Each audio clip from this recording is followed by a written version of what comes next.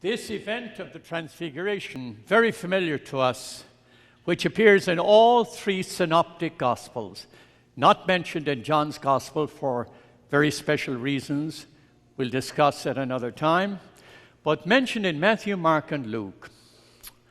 And it seems like it's something very, very distant, something mystical, something beyond our experience, and therefore to just look at it as a theological history, as something that happened in the past, but doesn't have a relevance in the present moment. And for these few moments of homily, I would like to summon this experience of transfiguration into the present moment and attempt to find a meaning for it in our journey of life today. Look at the exegesis of it. It's the mountain. Biblically, of course, the mountain is the place of God's revelation. They're summoned to the mountain. We have Moses and Elijah, the law and the prophets, to affirm the messianic identity of Jesus. He is the fulfillment of the law and the prophets. They do speak about his exodus, sometimes translated his death, in their conversation. There's something very mystical about this. But in order to understand this, we have to go back in Matthew's Gospel, back to chapter 16. It's in chapter 8 in Mark, and this whole text appears in chapter 9 in the Gospel of Luke. So we'll go back here just a little bit before this, and they are at Caesarea Philippi, which is a very scenic place up on the Lebanese border, and there's a park there today. It's a very beautiful, beautiful area, the foothills of Mount Hermon.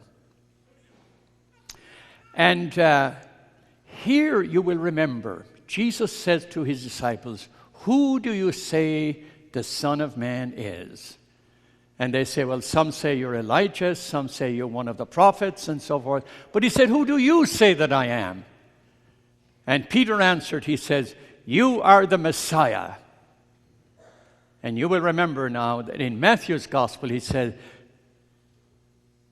"You are Simon, you are Cephas, and on this rock I will build my church, and the gates of hell shall not prevail against it. And I will give to you the keys of the kingdom of heaven. Whatever you bind on earth will be bound in heaven. Whatever you loose on earth will be loosed in heaven." That's in Matthew's Gospel. And that now everything is just wonderful. The power of Jesus is there. The messianic presence of Jesus is revealed. And all is well. And then something happens which breaks all of the wellness.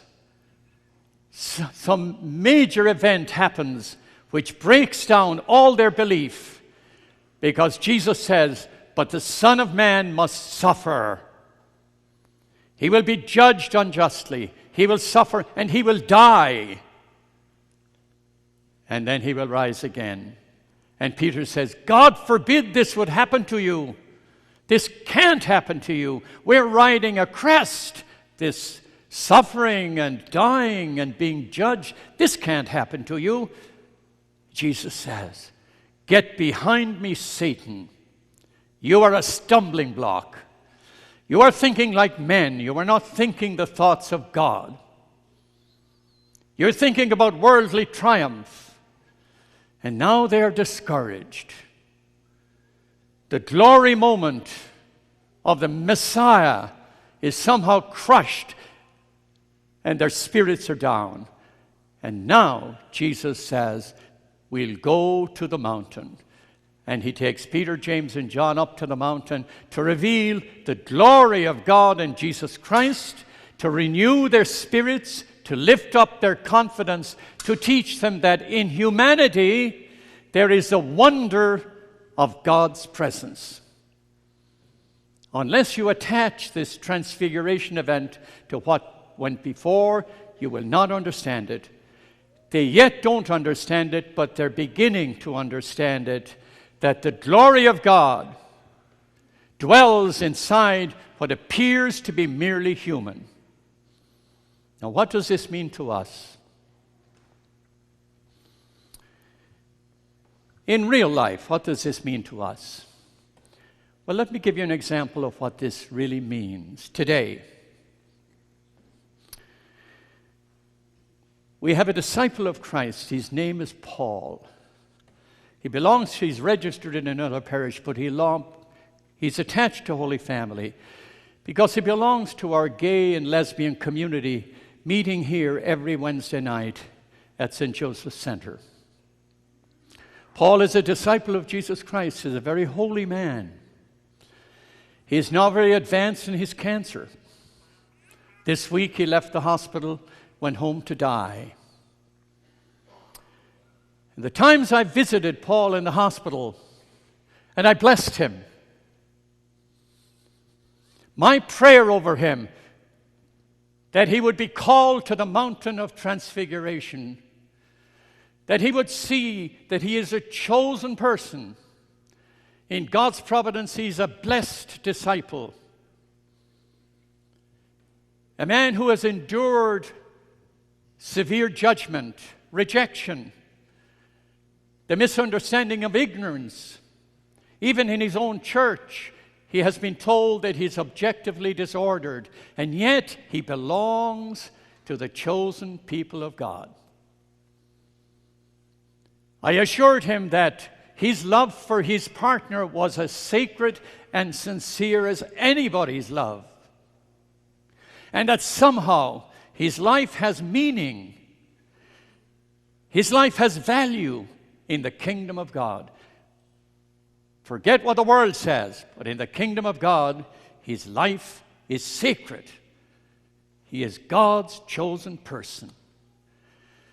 He's called to the mountain to discover in our humanity the glory of God. Now, someday, it happens to every one of us.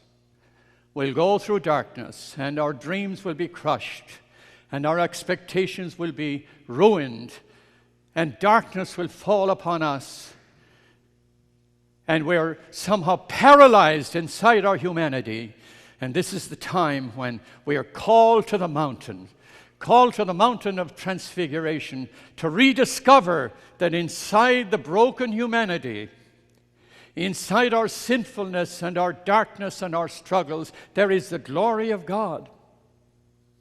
I've had it many times in my own life, where I am weighed down by my sins and my failings, my embarrassment, and somehow the Spirit of God calls me to the mountain of transfiguration and said, lift up your spirit, the glory of God lives inside of you.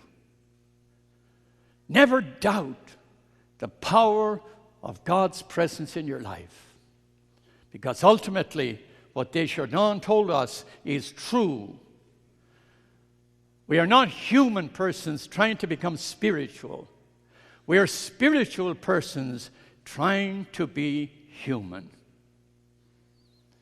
So the Transfiguration is an enormous invitation to rediscover for each and every one of us, in ourselves and in those around us, the wonder of God's presence.